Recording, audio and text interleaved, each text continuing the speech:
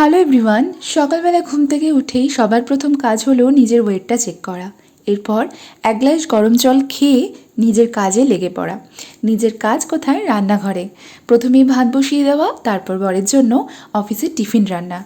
আজকে করব ম্যাগি। প্রথমে একটু বাদাম ভেজে নিলাম, আর গাজর আর বিনটা প্রথমে একটুখানি ঢেকে সেদ্ধ করে নিয়ে পেঁয়াজ আর ক্যাপসিকামটা দিয়ে একটু নেড়ে চেড়ে এর মধ্যে একটু নুন দিয়ে আবারও একটু ভেজে নিয়ে মাঝখানে একটা ডিম ফাটিয়ে ডিমের সাথে সবজিগুলোকে ভালো করে মিশিয়ে নিলাম।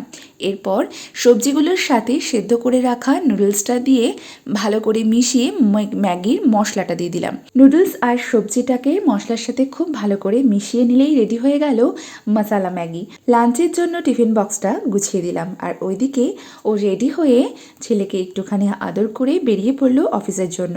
এরপর নিজের খাবারটা নিয়ে একটু বসলাম। তার আগে আমার ছেলেকে খাওয়ানো হয়ে গেছে। বাজারে গেলাম যেহেতু বৃহস্পতিবার ছিল, ফুল আনতে, আর দেখলাম দোকানে সমস্ত ক্রিসমাসের জিনিসপত্র এসেছে। আর বাড়িতে এসে মনে হলো একটা ফ্রুট কেক বানিয়ে নিলাম একটা ফ্রুট কেক। আর এই রেসিপি আমার চ্যানেলে, আমার পেজে অলরেডি দেওয়া রয়েছে, তোমরা চাইলে দেখে নিতে পারো।